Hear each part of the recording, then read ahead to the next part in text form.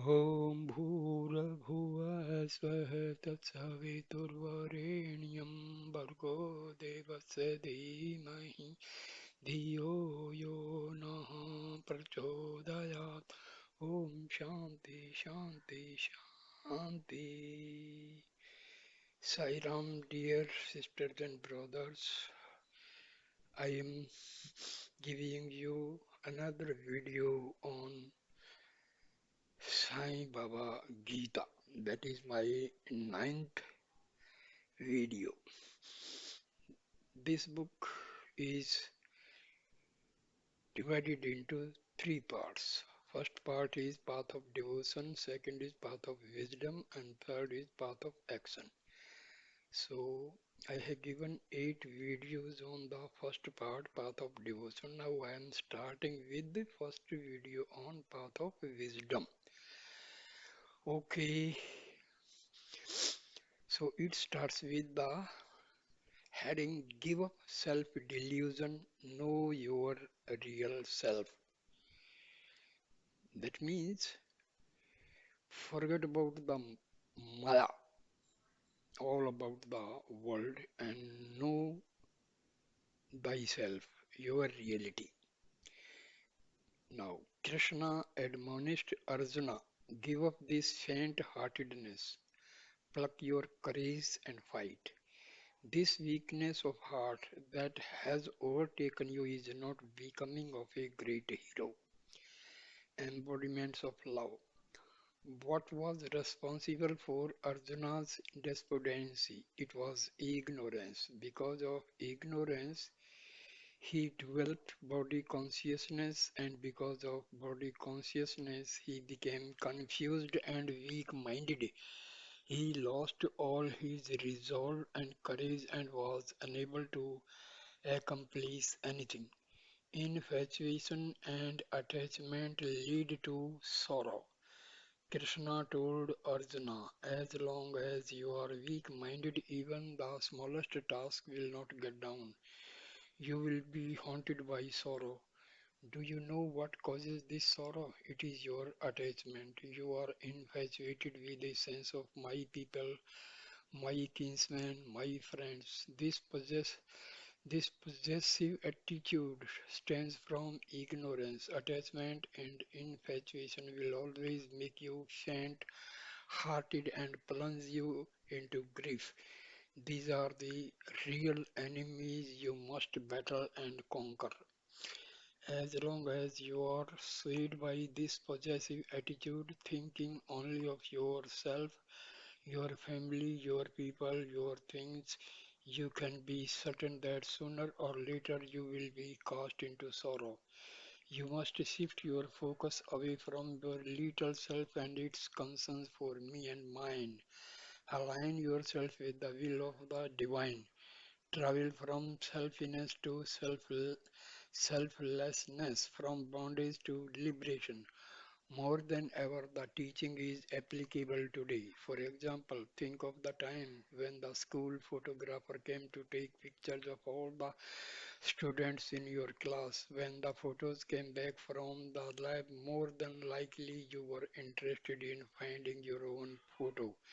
You were not as interested in the other's photo. Of course, when your father came home from a long trip and brought with him presents for every child in the family, you were probably most eager to find out what he had brought for you. These are examples of a widespread selfishness which is prevalent everywhere, but you should leave this kind of narrowness behind and become broad-minded and selfless. Then you will be a fit instrument in the hands of the divinity and contribute to the welfare of the whole world. Infatuation will destroy your courage and will.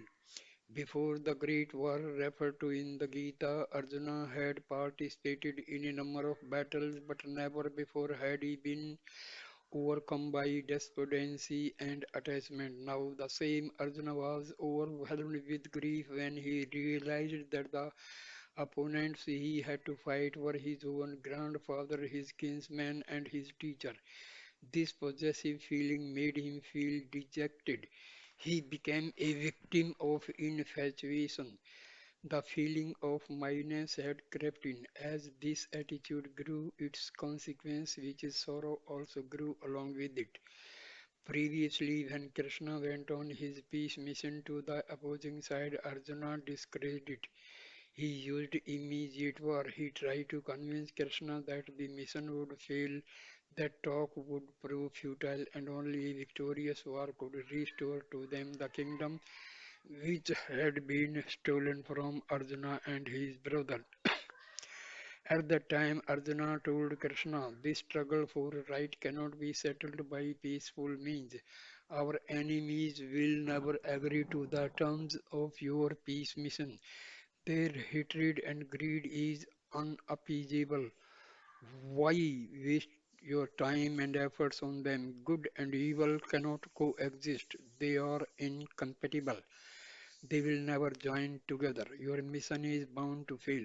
Then Arjuna was full of courage and determination because he was not seeing his grandfather, his teacher, his relatives, and many of his friends facing him on the opposing side. Before this possessive vision emerged on the eve of the war, it seemed that Arjuna had a very broad vision. But now, standing in the middle of the battlefield, Arjuna's vision was beclouded. His eyes became dim, his heart was heavy, and his mind confused when he saw his close relatives and some of his friends arrayed on the other side ready to fight him. He felt dizzy. He said, Krishna, I will not fight. Remember that Arjuna was about to fight a war to protect righteousness, a war for which he had been preparing for many years. He was already on the battlefield and the war was about to commence. Was that the time to look upon his opponents as relatives? When Krishna heard Arjuna's words, he got very angry. He told Arjuna, this is faint-heartedness. It does not become you. A fearless person like you who has always walked proudly with his head held high like a true hero now seems to be suffering from timidity. A person who suffers from such faint-heartedness cannot be my disciple. The war is about to start. The final preparations for war have been going on for the past 3 months, and now the battle plans have been set. If you had shown this kind of hesitation in the beginning, I would surely not have taken on this task of driving your chariot. At this late stage, you are hesitating after you have convinced friends and relatives of the rightness of your cause and have persuaded them to join your side. Now, with them all assembled here, you are laying down your weapons and giving up ignominiously. Is that the way for a hero to act? You are destroying the true spirit of your royal line, whose sworn duty is to protect honor and righteousness. If you continue in this way as a timid, faint-hearted weakling, the coming generations will laugh at your cowardice. You have taken the name of Arjuna, but you are not living up to that name. Ignorance is the cause of all sorrow. What is the meaning of Arjuna? It means sacredness and purity. For such a noble person as Arjuna to lay down his arms and resolve not to fight a battle in which righteousness was at stake could only be due to ignorance. The Lord, being fully aware of the nature of this disease, resolved to eradicate it. At the very beginning of the Gita, Krishna could have taught the principle of devotion and the commitment to duty and selfless action, but Krishna chose not to do so. In fact, he started speak only after listening for a long time to Arjuna's weeping and lamentations. While Arjuna was carrying on, Krishna did not interfere at all. He patiently waited while Arjuna verbalized his confused state. Finally, Krishna asked Arjuna, are you done? Have you vented all your feeling? It was only at this point that Krishna started teaching. Just as students become empty after writing their examinations, Arjuna also became empty after airing all his concerns. Then Krishna told him, this awful defect of weak mindedness has sprouted in you. I know how to deal with it. I will cure it. It is ignorance which is responsible for this infatuation.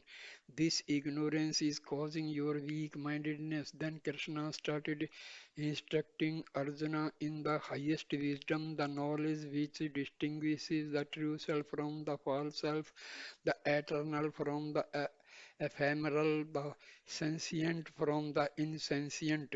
When a person is overcome with anguish and is suffering from ignorance, what should be done to free him from his delusion? He is like a patient who is in great danger. The first thing the doctor must do is to see to it that the patient gets out of danger. After that, the doctor can undertake longer term treatment. Suppose the patient is in immediate danger of losing his life, then any treatments the patient is giving will prove to be useless unless he is first brought out of the emergency. Once he is out of danger, then many thero- therapeutic procedures can be undertaken. For example, if a person is drowning in a river, you must first bring him out of the water, lie him down on the bank, and giving him artificial respiration. Then you can start your other treatments to bring up his circulation and getting over the shock. You certainly would not start those treatments while he is in water drowning. The cure for ignorance. Krishna therefore gave Arjuna a strong injection of courage to save him from drowning in sorrow and dejection. His immediate first aid treatment was to teach Arjuna how to discriminate between the true self and the personal self. He said, Arjuna, as long as you are overcome with fear and anxiety, you will not be able to accomplish anything. Be courageous. Know that you are the Atma, not this body. Then you will be fearless. I can help you to achieve great things, but only if you base your actions on true knowledge and remain fearless. At this point, Krishna was smiling, but Arjuna was weeping. The only one, the only one who is always smiling is the Lord. The one who is weeping is man. Krishna is true self. Arjuna is the false self. One is the embodiment of wisdom and the other is filled with ignorance. Krishna said, I would like to explain some things to you which are very important. Right now we are behaving in different ways. I'm smiling while you are crying, but we would both be alike. Either I could become like you or you could become like me. If I should become like you, then I would become weak minded, but that is impossible. Weakness can never enter into me. On the other hand, if you were to become like me, then you would have to follow me and do as I say. At this, Arjuna replied, Swami, I will do exactly as you say. I will follow all your commands implicitly. Having given Arjuna sufficient encouragement and strength of purpose, Krishna enabled Arjuna to recover his strong resolve. From that point on, Arjuna undertook to fight following the directions given by the Lord. Krishna started his wisdom teachings with some important truths relating to the body and mind. He said, Arjuna, you think that these people are your relatives and friends, but what is meant by a relative or a friend? Does it refer to the body or does it refer to the indweller? Bodies are just water bubbles. They come and go. These relatives and friends which you are so attached to have all existed before in any number of times. But were they your relatives and friends then? No. You too have existed countless times before, and I as well. The body, the mind, and the intellect are all just so much apparel. They are like the clothes you wear. You change them now and again. They are mere instruments. Why dwell pay close relationship with these things, getting infatuated with them, and then having to suffer so much sorrow and grief? Do your duty. All the honor that is due to you as a prince will be bestowed on you, but on the battlefield there cannot be room for any feeling of mindedness and heartedness. Fighting boldly to preserve righteousness and shrinking in weakness are completely incompatible with each other. To have this timidity on the battlefield is not becoming of a great hero. Your cause is just and you have come to fight, therefore fight. With words such as these, Krishna cured Arjuna of his despondency and helped him to find his strength and courage. When Krishna finished his teaching on the battlefield, Arjuna regained his noble ideals and faced the upcoming fight with renewed valor. The war between selfishness and selflessness. This particular field on which the war was about to be fought had historically been a sacred place where sacrifices and other sacred and auspicious acts had been performed. At the same time, it was also the place where the dynasty that sprouted the hundred wicked brothers had engaged in its nefarious activities. Therefore, this field was both sacred and corrupted by evil. This field is symbolic of the human body. When a body is born, it is pure and unblemished. It is not a victim of any of the six enemies of man: desire, anger, greed, infatuation, pride, and jealousy. A newborn baby is naturally joyful. Whoever may look at it, whether that person is a thief or a king, the baby is happy. It smiles and laughs at anyone who comes towards it, whether that person has come to kiss it or beat it. Since a small child is pure, its body can be described as the field of righteousness. As the body grows, it goes on collecting bad qualities such as jealousy, hatred, attachment, greed, selfishness. As these evil traits accumulate, the body becomes impure. Therefore, the body can be considered both pure and impure, good and bad. Both are encased your heart. The impure qualities are associated with minus the possessive tendency. The inner significance of this battle between the forces of good and evil, with the five Pandavas brothers and Krishna on one side and the 100 wicked Kaurava brothers on the other side, is the inner war taking place in each individual, an all-out war between good and bad, between righteousness and immorality, between selflessness and selfishness. The Kaurava brothers represent those people who consider things which do not belong to them as their own. They represent the possessive nature. They consider the body as their very self. If you observe people of the Kaurava mentality, that is, those having this possessive attitude, you will find that they all identify themselves with the body and the senses. The great war between the Pandavas and the Kauravas lasted only 18 days, but the war between the forces of good and evil goes on throughout your life. It has no end. This battle is fought in the field of your own body. In this way, Krishna explained some of the deeper significance of the war to Arjuna. Foresight and compassion, qualities found in a pure heart. You might wonder why the Gita was taught to Arjuna among the Pandavas. Some of the other brothers, such as the oldest one, Dharmraja, who was the very pillar of virtue, might be considered better qualified spiritually than Arjuna. Why was the sacred Gita not taught to Dharmraja, who was known for his outstanding moral strength? Or if you were to consider physical prowess, then Bhima, who was the most powerful among the brothers, would surely have qualified for the teaching. Krishna could have given the Gita to Bhima, but he did not. Why not? Why did he give it only to Arjuna? You have to understand the inner significance of this.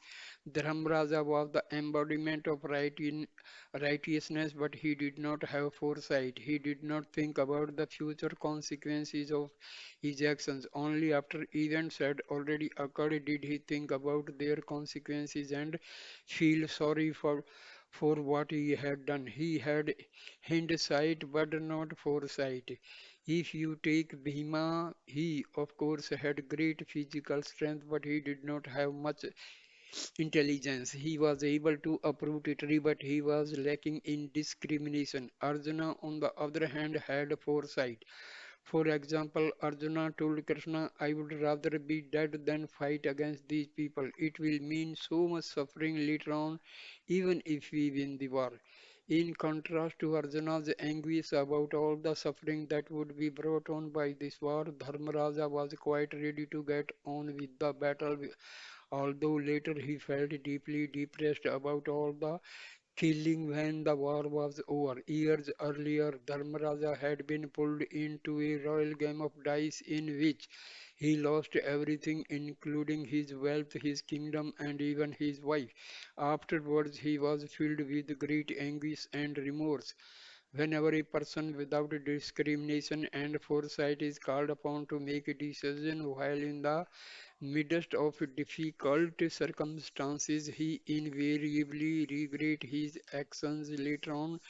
This was also the nature of King Dasharatha, who was the father of Rama, the divine incarnation 5,000 years earlier. King Dasharatha lacked foresight and discrimination. Early in his reign, Dasharatha had to fight a war to defend and preserve righteousness. In this war, he took his young queen Kaikeyi with him. Kaikeyi had been a princess in a warrior kingdom and had been well schooled in the art of warfare. It was Kaikeyi, in fact, who taught Rama archery and some of the methods of waging war.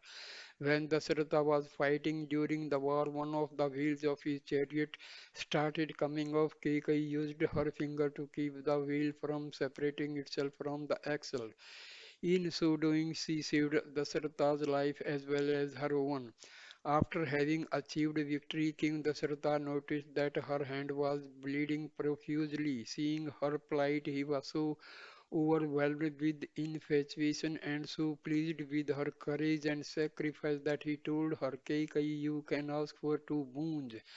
Ask for anything that you wish, and I shall do all in my power to grant them to you. He granted the boons in gratitude for her heroic act in saving their lives, but his infatuation with her blinded him to her weak mindedness. He did not specify what kind of boons she could ask for, nor when they should ask a fact. He blindly granted the promise of boons without thinking of any of the possible consequences. Kekai waited until the time when Dasharatha decided to hand over the kingdom to Rama. At that point, Kekai asked for Rama to be banished to the forest and for her son Bharata to be put on the throne. Instead, then Dasharatha felt desperately sorry for having granted the boons without any preconditions, but it was too late to retreat them, and the resulting grief brought on his death. We know that Krishna had a great deal of affection for Arjuna, but is that the reason he taught the Gita to Arjuna and not to one of the other brother? No, Krishna looked at all the consequences, all the implications, and found Arjuna alone qualified to receive the Gita from him. Arjuna foresaw what was going to happen after the war and therefore declared that he did not want to fight because the consequences would be very bad. He was not feeling sorry after the war was over, but before. That attitude of feeling sorry before taking action instead of afterwards can only be found in a pure heart. Arjuna certainly had such a pure and sacred heart, and that's why Krishna was so fond of him. The transformation from kinsman or friend to disciple. In those days, people lived much longer than who they do today. At the time of the Great War, Krishna and Arjuna were already quite advanced in years by today's standards. For over 70 years, Krishna and Arjuna had been inseparably together. Although they were together for so many years, at no time during all those years did Krishna teach the Gita to Arjuna. Why was this so? During all those years, Arjuna treated Krishna as his brother-in-law and his close friend. Krishna did not teach the Gita to Arjuna as long as Arjuna was living with body consciousness. The moment Arjuna surrendered and accepted discipleship, then Krishna became his teacher and Arjuna became Krishna's student. Only after this act of surrender on the part of Arjuna did Krishna teach him the Gita. This means that if you really want to acquire spiritual knowledge from another, you have to relate to that person as a disciple to spiritual teacher before the transfer of knowledge can flow freely. In the ancient scriptures, there is a similar story of a great teacher. At that time, there was no greater teacher than he, but he sent his own son to another teacher to attain spiritual knowledge. The father himself would not teach his son. He took this step because he knew that as long as the son considered him the father, the boy would not relate to him fully as the teacher, and therefore the boy would not have been properly instructed in the highest wisdom. This was also the situation with Krishna and Arjuna. As long as the relationship of brother-in-law existed between them, Arjuna could not receive knowledge from Krishna. But once this feeling of brother-in-law left his heart and the feeling of being in the presence of Supreme Divinity entered Arjuna's heart, then Arjuna was able to learn from Krishna. After Arjuna had surrendered completely and developed the feeling that Krishna was divine, he said to Krishna, you are my mother, you are my father, you are my nearest kin, you are my dearest friend, you are my wisdom, you are my treasure, you are my everything, you are my Lord, my loving Lord. It was then that Krishna accepted him as a disciple. At that point, Krishna said, you do my work, do everything for me, and I shall take care of you. The most important thing that Krishna did was to free Arjuna from the feeling of body consciousness. So long as the body consciousness persists, regardless of what path you follow, whether it is the path of selfless service or the path of devotion or the path of inner inquiry, you will not be able to practice the required disciplines that, that will lead you to the goal. Body consciousness and the attachments resulting from it will constantly pollute your heart. Without emptying the heart of its dross, it is not possible to fill it up and sacred feelings. If a tumbler is full of water, how can you fill it with milk? You first have to empty the water. Krishna said, Arjuna, you are full of body consciousness. First, you must completely rid yourself of this. Only then will I be able to fill your heart with sacred thoughts. Be courageous, be fearless, be discriminating. Krishna's teachings were aimed at freeing Arjuna of his infatuations and the grief and sorrow which resulted from them. The two most important steps in this process are surrender and elimination of body consciousness. Once Arjuna's body consciousness was gone, Krishna was ready to reveal to Arjuna the highest spiritual teaching, that of self-knowledge. With that, Krishna awakened Arjuna out of his sleep of ignorance. He said, there are a number of reasons for your sorrow, but the most fundamental one is your ignorance. You have been unaware of your true nature and therefore you have become overwhelmed with grief. But now you have cried out for God.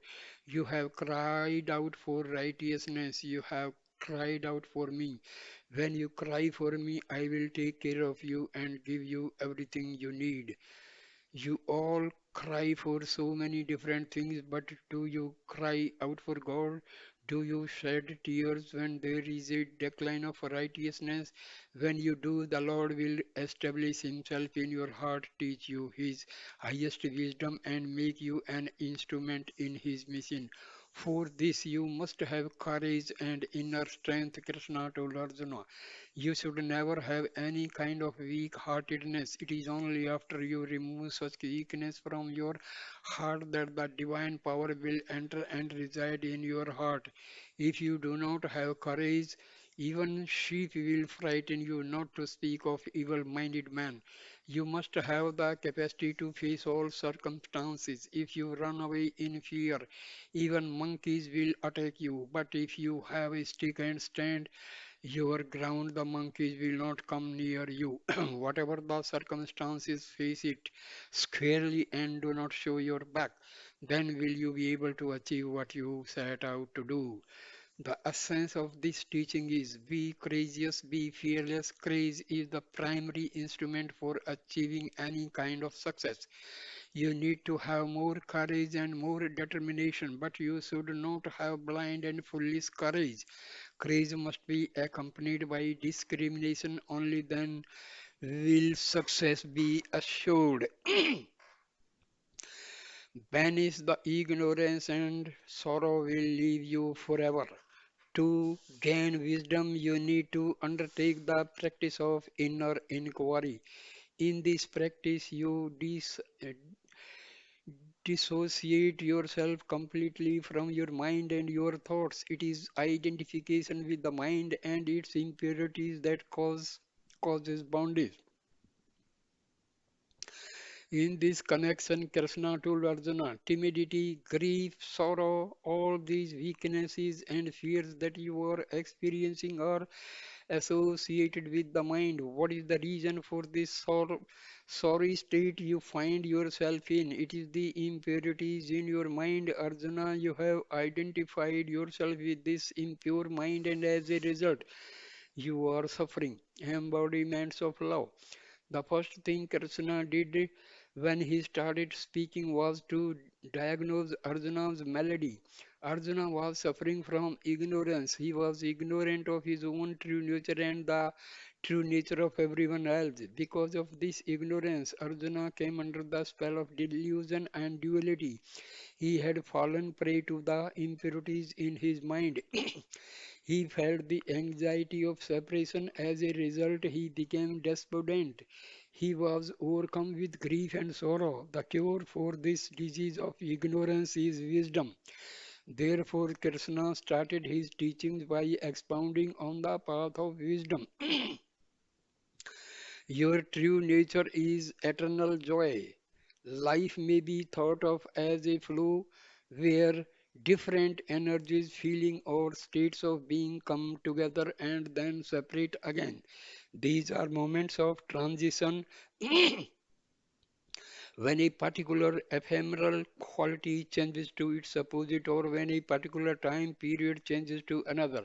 For example, the junction between night and day, between sleep and waking, or between health and illness are times of transition. The coming together of happiness and sorrow is also such a time. At the very moment of transition, you are neither happy nor sad. At the time when you transition from one feeling to another, your mind is in equipoise and you are not bound by either emotion, but you do not remain there for long. Soon you move into the opposite quality. You feel happiness or fall into sorrow, and you come under the sway of that feeling. Of course, you aspire only for happiness and not for sorrow, but to permanently achieve that, you must transcend all these temporary feelings. When you become aware of the transitions, you realize that your unchanging truth is neither of the opposites which you cycle between in life. The path of wisdom reveals to you your essence, which is eternal joy.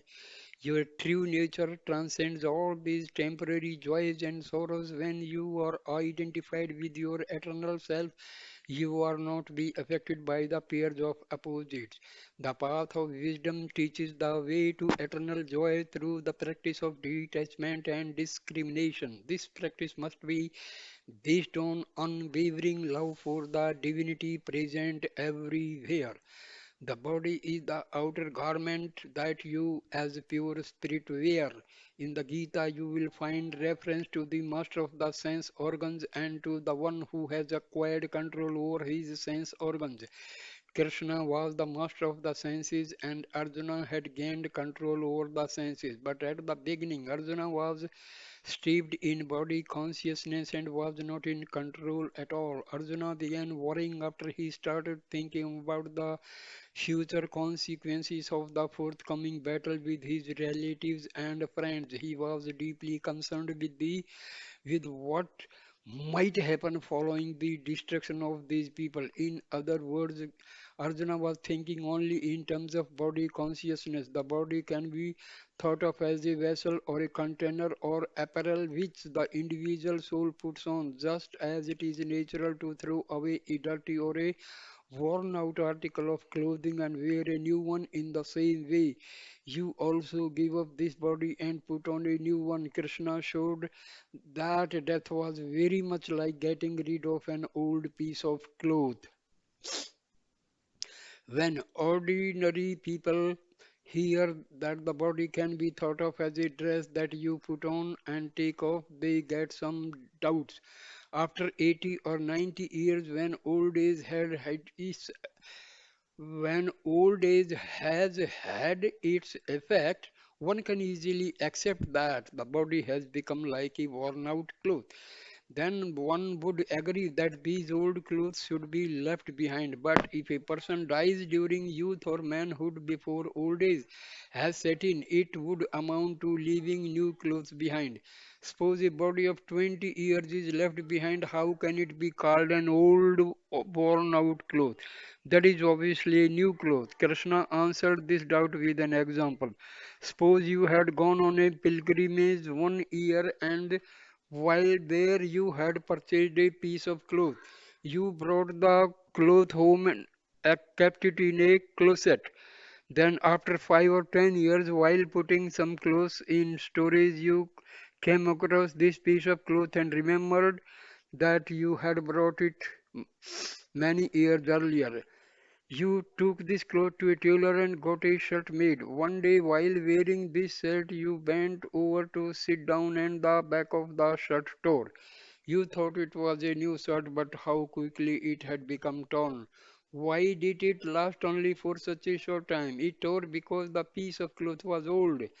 The shirt was new, but the cloth came from old stock. Wearing a body and spending only a little bit of time in it may appear on the surface as if you are discarding a new body, but actually it is of old stock. It has come to you from many past births.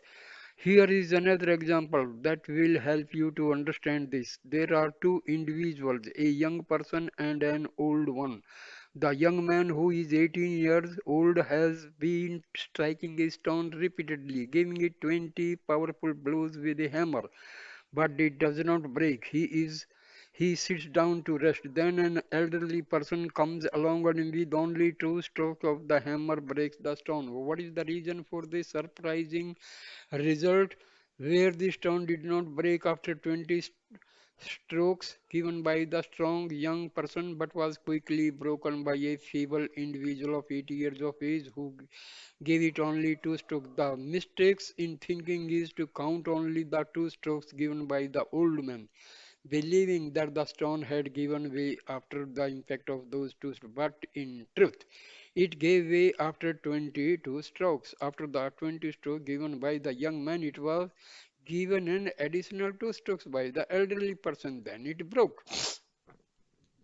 This body is only one of many you have worn. Similarly, you may have done a number of spiritual practices and enjoyed a variety of spiritual experiences in a previous birth. after which you give up your life. Now, in this life, you resume your spiritual journey, and even before you attain old age, you may gain spiritual fulfillment. In thinking about this kind of thing, you may be taking only the present life into account, considering only the efforts and consequences of the actions of this, but in the eyes of the Lord, all your past lives, all your past efforts and past consequences are considered. Krishna said, dear child, in the end, each body is destroyed by time. Know that you have existed in countless bodies and have gone through countless cycles of births and deaths for ages past as far back as anyone can count.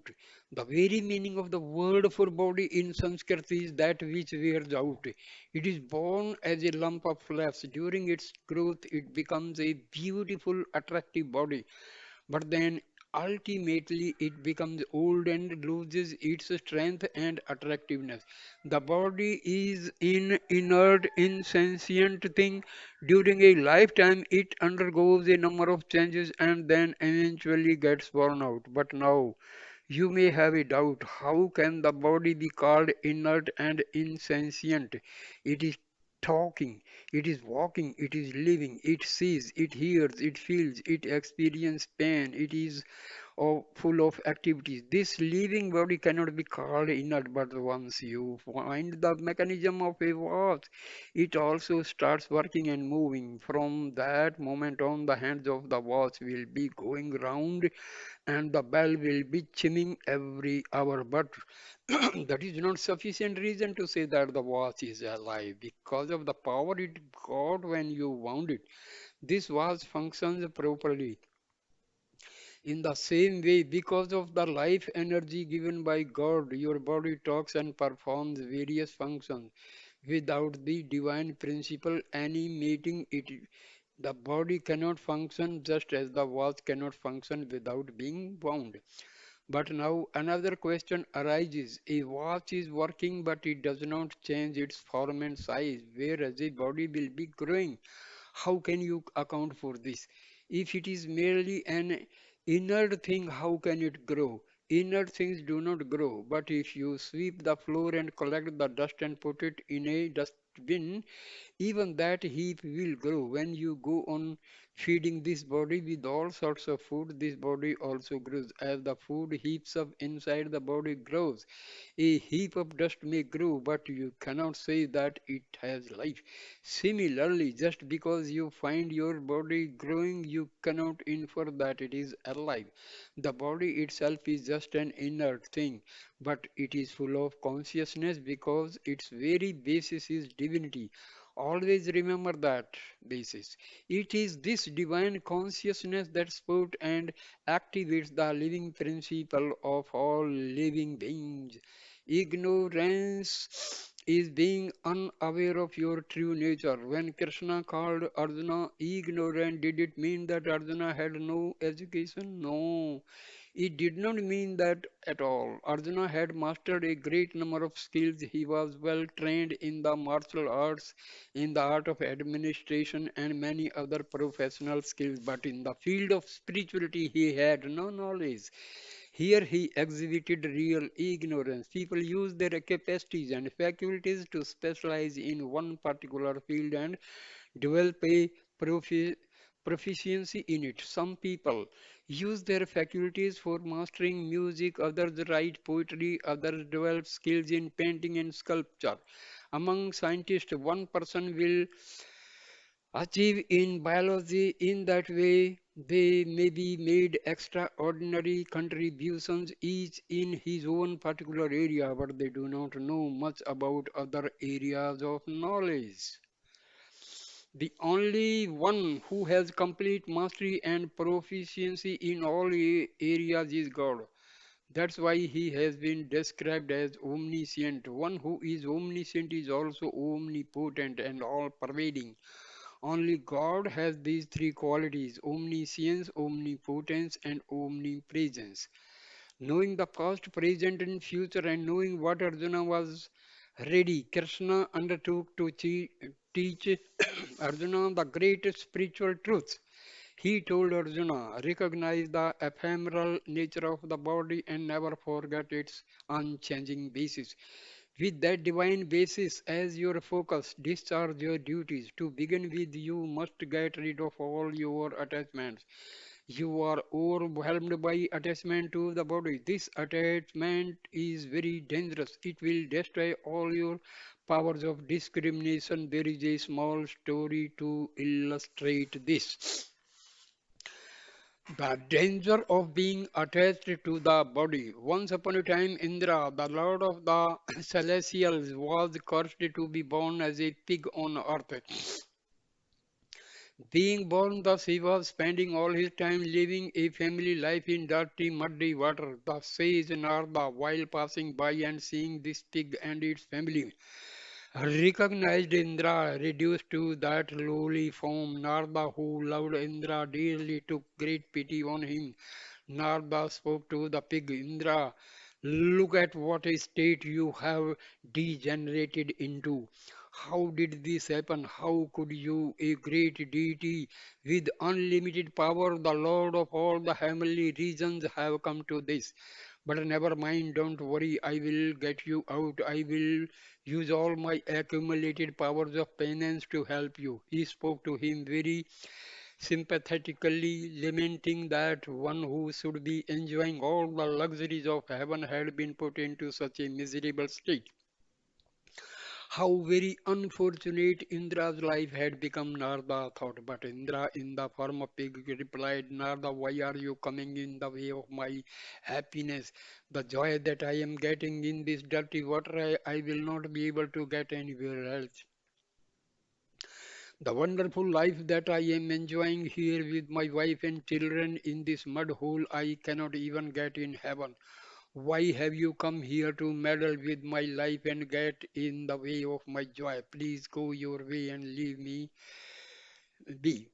Indra, who was under the spell of the illusion of attachment, did not realize his pitiful condition. Narada had to summon Indra's own weapon, the celestial thunderbolt, to render that pig body asunder and free, much relieved Indra from his prison of attachment and body consciousness. When you are under the spell of attachment, you will be completely deluded. This delusion is due to the irresistible power of Maya, which veils your truth and keeps it hidden from you. If you want to destroy this power of illusion, you must develop your knowledge of the true self. Therefore, Krishna took it upon himself to start out his teachings by instructing Arjuna in self knowledge. It is only after you have the and direct experience of your eternal self that you can truly do your work and discharge your duties properly. Without this knowledge, you will not understand even the mundane and daily activities relating to the world. Listening to spiritual teachings can help you only to a small extent. When you are listening to the Gita, you feel so happy and so full of joy. It all seems so simple, but this elation you experience is just a temporary phenomenon. When you undertake to put the teachings into practice, many real problems and difficulties arise, but you must persist in your efforts. The teachings will do you little good unless you put them into practice. Whatever you have heard and whatever you have read, you must enter into completely, make your own. Then you will gain something truly worthwhile. You must live the teaching. A great sage, while on a pilgrimage, reached a village in the south of India. In the temple of this village, a number of people had assembled. A learned teacher was expounding the teachings of the Gita. The teacher was reading the text. The disciples would repeat the verses and then teacher would give the appropriate commentaries. One particular disciple was found sitting in a corner profusely shedding tears. All the other people were holding the Gita and were repeating the lines, listening to the teacher's words very attentively. Their facial expressions would constantly change as the text was being expounded. Sometimes they would be joyful, sometimes serious, but the disciple sitting in the corner was not having any experience like that. His facial expression did not change at all. He was only shedding tears. The sage observed all this. He addressed the man and asked him, "Why are you crying when the Gita is being expounded in such a joyous way? What is the reason for your sadness?" The man replied, "Master, I do not know who you are. I do not know Sanskrit. I can't pronounce the verses. Since I do not know Sanskrit, I do not want to repeat these verses in the wrong way because I may be committing a sin that way. Therefore, I was just picturing in my own heart Krishna giving this Gita to Arjuna. There on the battlefield, Krishna was seated in the driver's seat. Arjuna was sitting behind him in the chariot. I was crying because I was imagining Krishna having to turn his head back for such a long time, trying to convince Arjuna of this great truth. Keeping his head turned like that must have given him a great deal of pain. If only Arjuna had been sitting in front and Krishna in the back, then it would not have caused so much trouble to the Lord. Thinking of that hurts me very much. The sage recognized that here was a true devotee. The man was experiencing so much love for Krishna and had immersed himself so deeply in identifying with the Lord, giving the Gita teaching to Arjuna, that he had become a part of Krishna himself. The sage concluded that experiencing such feelings was far greater than merely listening to and repeating the Gita verses.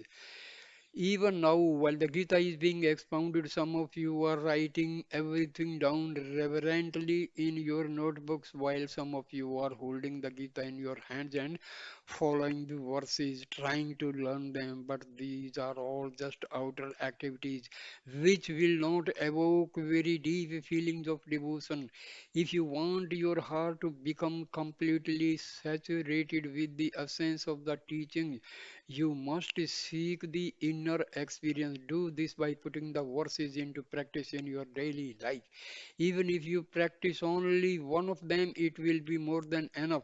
What is the use of taking down 100 of them? If you fill your head with all the contents of the book, your head will be just another book. What counts is what you get imprinted on the book of your heart. Even if one even if only one of these teachings is imprinted in your heart, that will be all that is needed. Let your heart become saturated with the love. What is enough? Instead of filling your head with scholarship and book knowledge, it is far better to fill your heart with love. Ignorance must be completely dispelled. Krishna said to Arjuna, "There is no meaning in your grieving and lamenting, basing all your feelings in these outer bodily attachments and relationships. Go inside, let your mind become introspective, then you will be able to understand all the things that I am expounding. You are grieving for people for whom there is no need to grieve. You are making yourself miserable without reason. You should not suffer so. You are feeling all this sorrow because your heart is full of ignorance. Drive this ignorance completely out of your heart. It is only when there is not even the least vestige of ignorance left in your heart that you will be capable of understanding wisdom. Ignorance is like fire. Suppose a fire is extinguished almost completely except for just a few glowing embers. If a breeze comes up, sparks from these few coals may develop into a huge conflagration conflagration. Therefore, there should not even be a remnant of the fire left. Ignorance is also like sickness. Suppose your disease is almost cured, but there is only a small vestige of it left. If after coming home from the hospital you give up the proper diet, it may quickly develop and spread again. There should be absolutely no remnant of disease left. You can also compare ignorance to being in debt. Suppose you have discharged all your debts. There is only one small loan of $100 left, but if you let the interest accumulate, what will happen? the debt will be start piling up again. Therefore, you should discharge your debt completely in the same way. If there are any latent impressions of attachment and desire left in your heart, your sorrow is likely to flare up and grow. That's why Krishna admonished Arjuna, if you retain even the smallest trace of attachment in your heart, whatever I teach you will become useless. You must completely destroy all your attachment which has been fed up for so long by the ignorance that is be clouding your heart. To help you do this, I am teaching you the path of wisdom. The wisdom teaching is an extremely important part of the Gita. Once you understand the difference between the true self, the divine Atma, and the false self which is associated with worldly things, then all the other teachings will become very easy to understand. You have to spend a number of days in concentration trying to understand from the very core of your heart the distinction between the real and the non-real, and then detach yourself from the not real. That is the central teaching of the path of wisdom. Each word of these teachings is a rare jewel. It is only when you completely understand the nature of wisdom path that you will be able to understand Gita in full and live a free life of grief and sorrow. Master your senses and the whole world will be yours. Whatever you seek, whatever you look, whether you look for it here on earth or in the heavens or in the nether world, all that you will ever find are the five elements and only the five elements in all the worlds. There is nothing else. Whatever you have ever desired, whatever you have ever used, whatever you have ever lost, all these myri- myriad of things are but varying expressions of the same five elements, embodiments of love. Everything in the universe, everything that has ever been created, everything that will ever be conceived of is being made of gross or subtle aspects of the five elements, namely space, air, fire, water, and earth. These countless variations of the five elements have been and are forever changing with time. They are all temporary, endlessly cycling from one name and form to another. The transitory nature of all things.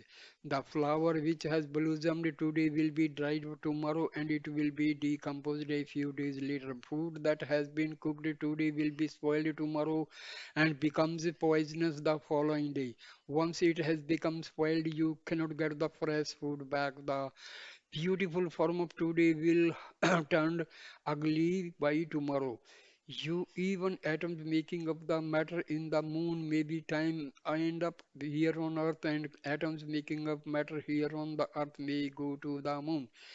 Ev- Every 7 years, all the atoms which constitute the human body undergo a total change. It would be foolish indeed for you to think that the body and the sense organs, which are made up of five elements, are permanent, or that any object made up of these elements has any lasting value. Only the senses will be hankering after such external transitory things. The Gita has shown that this impermanent complex of five elements which we call the body, mind and senses consist of 24 principles. It is made up of the five gross sense organs, the ears, the skin, the eyes, the tongue, and the nose. These reach out to the sense objects through the subtle sense organs comprising sound, touch, sight, taste, and smell. These gross and subtle senses are inextricably related. Without the subtle, the gross cannot function. For example, you may have eyes but no sight. You may have ears but no hearing. You may have a tongue but no taste. The 24 impermanent principles. In addition to the gross and the subtle senses, there are also the five life energies which vitalize all bodily functions. One of these is related to breathing, another to elimination, a third to circulation, the fourth to digestion, and the fifth to the upward flow which energize the higher centers. Beside the 15 principles enumerated above, There are the four faculties comprising the inner instrument. This inner instrument is made up of all the different aspects of what we know as mind. It consists of the thinking faculty which analyzes and reacts, the intuitive faculty also known as buddhi, which knows the deeper purpose of life and discriminates between the real and the unreal, the subjective individual expression or ego self which is associated with the personality, and the reservoir of feelings and memory wherein the effects of past actions are stored. All of these foregoings are contained within the five seats. These seats can be thought of as various bodies interpreting one another in a successively more subtle way, each one finer than the previous one. The grossest seat is the food seat, which comprises the physical body. It is made up of physical matter. Next, the first of the subtle intangible seats, it is the vital seat. It relates to the life, breath, and physical energy. Then there is the mind seat, which relates to the lower mind. The fourth seat is the intellectual seat.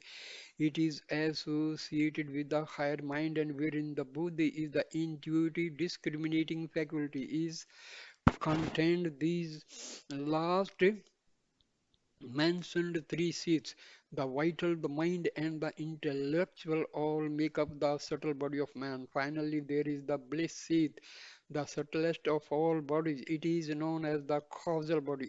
It is beyond all aspects of mind. It is the source of all mind stuff within it. Only a thin veil of ignorance remains to hide the true self, which is pure bliss. These seats are known as Annamay Kosha, Pranamay Kosha, Manomay Kosha, Vigyanamay Kosha, and Anandamay Kosha. And this way, five layers of our body, physical body, subtle body, and the causal body. The immortal self beyond the ephemeral individual. Together, these 24 principles comprise the individual being. The wisdom teachings deal with these various principles. Their purpose is to help you realize the one transcendent principle which is beyond all these. That is the Atma. It is the immortal self, the one reality that underlies all these bodily principles, but which is in no way affected by them. It is true and unchanging, whereas these 24 are just manifestations of ignorance constantly undergoing changes. Together, these 24 principles constitute the illusion which makes you appear as a separate being. If you go on spending your life depending only on these changing qualities, how will you ever be able to attain the eternal bliss, which is your true nature, and which is not in any way influenced by these transitory things? The joys that you experience through your sense organs that seem so delightful in the moment are likely to give you sorrow later on. Such joys come and go, they are not permanent. Krishna strongly emphasized that you should not believe in these sense organs and be led astray by them.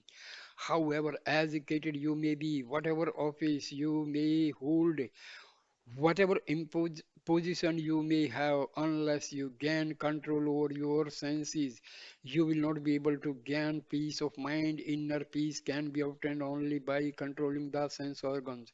Perhaps you think that controlling the sense organs is too difficult for you to undertake, but in Gita, Krishna taught a number of different ways which can help you succeed in mastering them. Now, at this point, I end my video, otherwise, it will become too long. So, my dear Sai brothers and sisters, please like, comment, and share these videos and subscribe my channel. Now, see, meaning is that more and more people should be benefited by the Brahma Gyan of our dear Lord Satya Sai Baba. What a wonderful peace.